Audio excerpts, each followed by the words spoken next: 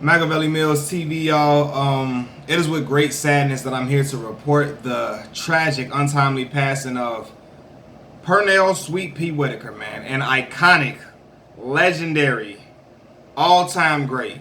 Seriously, man. Pernell Sweet Pea is an icon. Rest in power to Sweet Pea, man. I get on Facebook this morning, and my uncle posts a picture of Sweet Pea and it says "Rest in Peace," and I'm confused, and I'm like, it really did something to me. I'm like, you gotta be playing. I commented, you can't be serious. No, you cannot be serious, because I hadn't been on Twitter or anything like that to see that Sweet Pea was trending. He was struck by a car last night as he was crossing an intersection. And I'm like, wow, at the tender age of 55, that's a young man. That's a very, very young man. I was just like, I was at a loss for words. I love Sweet Pea. Seriously. I loved watching Sweet Pea fight.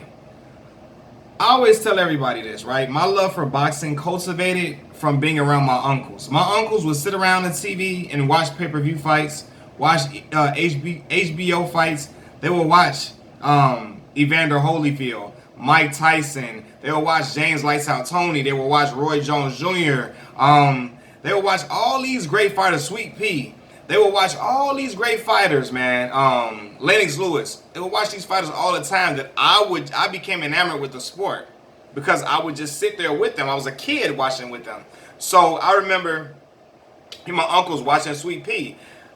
I would love, it's crazy. I loved, even at a young age, I loved the way Floyd fought because I like the hit and not get hit, the sweet science. And Pernell Whitaker exemplified the sweet science to a T. If you will look up sweet science in a dictionary, you'll see Pernell Whitaker's face. So man, Pernell was outstanding. I mean, with great hand speed, excellent hand movement, great counterpunching ability, footwork, all of that, like his foot movement, it was crazy, man. Pernell was absolutely remarkable to watch. He was exciting. Wasn't a power puncher, but at the same time possessed offensive consistency that made his fights entertaining. 1984 Olympic gold medalist in Los Angeles. That has to be one of the greatest Olympic teams of all time, with Mildred Taylor, Big Bad Mark Breland. You got Evander Holyfield as well as Sweet Pea. Man, Pernell won titles at lightweight, light welterweight, light middleweight, also known as the super welterweight. For about 5 to 6 years, Pernell was pound for pound the best in the world. And that's saying something. Seriously, he was the predecessor to Floyd Mayweather Jr. For real, like that defensive style, that defensive prowess that he showed, he was like a magician in the ring. I promise y'all, man, I remember when he fought Oscar De La Hoya, right? And I'm young, so I had to go back and watch these fights for real, because I wasn't really, as a kid, you really can't, you see things more clearly and better when you get older. I watched when he fought Oscar De La Hoya, right? Oscar was a much younger, bigger, stronger fighter. And it was a point in that fight when Oscar was letting off a fury of punches, unloading like 18, 20 punches. And he couldn't touch Sweet Pea. Sweet Pea dodging, head moving. I mean, a display that was remarkable. It looked like when you watch Dragon Ball Z, right, and you see Goku fighting, when he used to fight people that was less skilled than him, and they would be trying to swing on him, and he'd be moving his head side to side, just standing in one place. Like, it was just like it was too easy. Sweet Pea made the sweet science look easy. He was just that gifted, man. He was the Roy Jones Jr., Floyd Mayweather Jr. of his time, man. He would fight anybody, don't matter who it was, man. Seriously, you got to give it up to the man. The man fought Julio Cesar Chavez Sr. at a time when people did not want to fight him, when he was mowing down everybody. And he really gave Chavez Sr. his first loss. It was unofficial. They ruled it a majority draw. But everybody that watched that fight knows Sweet Pea won that fight easily. Easily outclassed him. Seriously, man. And Chavez was the monster. He was the big guy with the pop in his punches. Pernell wasn't the guy with the big pop in his punches. He was a serious underdog in that fight. and he outclassed Chavez Senior. And Chavez Senior was like 87-0, like ridiculous at that point, man. But Pernell would fight anybody, man. Fought Roger Mayweather, beat Roger Mayweather. Again, fought Oscar De La Hoya.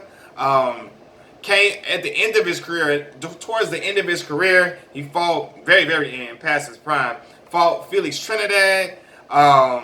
He would fight anybody, man. Come up and wait and fight anybody, man. I remember this point. It was like 90. Is fight he had in '97 against the Cuban guy Hurtado, right? And at this point, Sweet Pea, and I think this is the reason why people don't. As again, most people right now will tell you Sweet Pea. It's a lot of people that tell you they got Sweet Pea as a top 10 all time. Top 10 all time. And some will say the greatest lightweight ever. Right? But he still is not given the respect and credit he deserves. And I think it's due to the fact that Sweet Pea struggled with substance abuse, with drug abuse, right? And I think that, like Wilter, the end of his career, it could have lasted longer had he taken better care of himself from that standpoint. But in '97, I think around that time, Sweet Pea, the drug use was getting to him. '97, he fought Hurtado. Hurtado was like really outclassing Sweet Pea for real, and everybody, it was shocking. But you know, Sweet Pea was struggling from drug abuse. But Sweet Pea still came back in 11 round, caught him, and was hitting him with some vicious shots. The ref should have been stopped it, but Sweet Pea stopped him. And he came back. He knew he had to get the KO and got him up out of there, man. Like, seriously, man, Sweet Pea was just a magician in that ring, man. Like, the head movement, all like, for real. Fought Buddy McGirt, Wilfredo Rivera. Came up and fought, what's the other guy, man? What's the other guy that he fought? Julio Cesar, the Vasquez, he came up and won the super welterweight title, WBA super welterweight title at that time. Again, man, the man will fight anybody. Again, at one point, he was a pound for pound best fighter in the world for years. And there was a reason for that, man, because that man was just that skilled. He was just that skilled, seriously, man.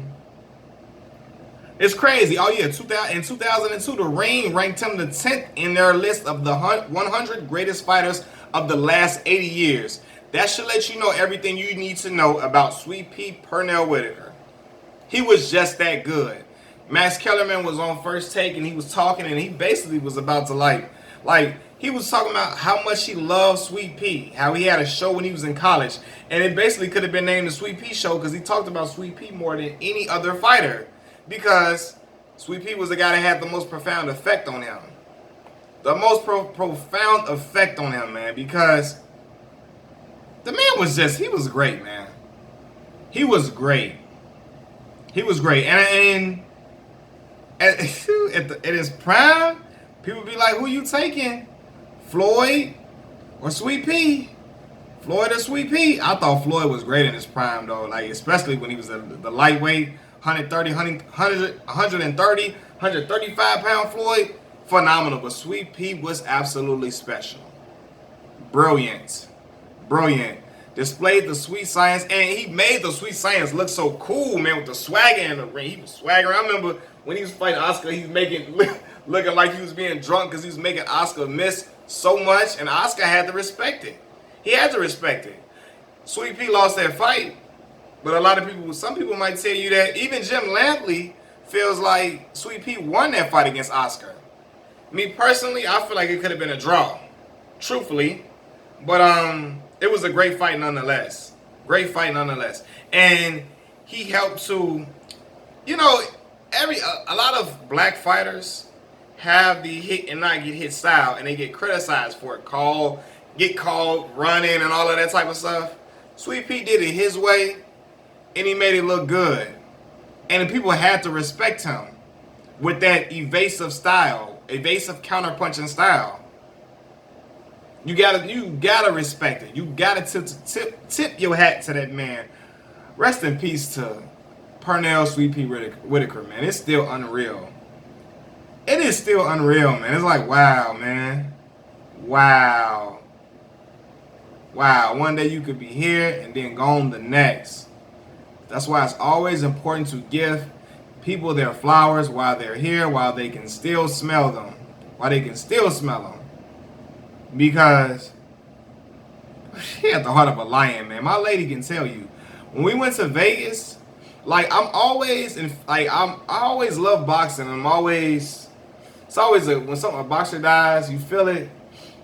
But man, it's like you feel it because I watch these warriors go at it. It's something about a man that decides to pursue a career in engaging in combat with other men. Like that's his career.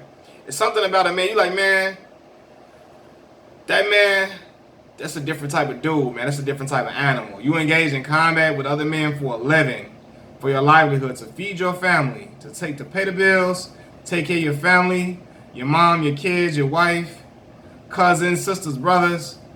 You do this every year. You going lacing them up, lacing up the gloves to do what you got to do. It's something profound about that, man. When me and my lady went to Vegas, and I'm going to this is my first time in Vegas in 2017, only time I've been in Vegas. I got to go back. I got to go for a fight. I'm going to all the hotels in Vegas where all the major fights happen, because I remember watching it with my uncles and be like, okay, they fighting at Caesar's Palace, they fighting at the MGM Grand, they fighting here, they fighting there, like all them different places and venues. I'm like, I'm at Caesar's Palace, I'm in MGM Grand, I'm in all these different big time hotels and all these fights used to go down at, man. It was just like out of this world to me. But it was because I would watch all these fights. I would watch all these gladiators go and brawl, go to war in these different arenas, man. And you got to commend the man who decides to get in combat with other men not for the rest of his life, but for his career, because they can die in that ring. They can lose their life, but they put it on the line because it's something that they love, and it's the way that they feed their families. A lot of times, it's the only way that a lot of these fighters know to go. That's the only way they know to go. That's the only thing that they have. Using these to provide for your family. And Sweet Pea did that, man. He definitely did it. Did it in a great way, man, and did it in a very entertaining way, man. I chuckle because I don't know, man. Sweet Pea used to come out, man. When he came out to, what do you say? More money, more problems, man. Like, come on, man. That's crazy. Crazy. Unbelievable, man. Unbelievable, man. Again, rest in peace to Sweet Pea, Pernell Whitaker. You will be missed.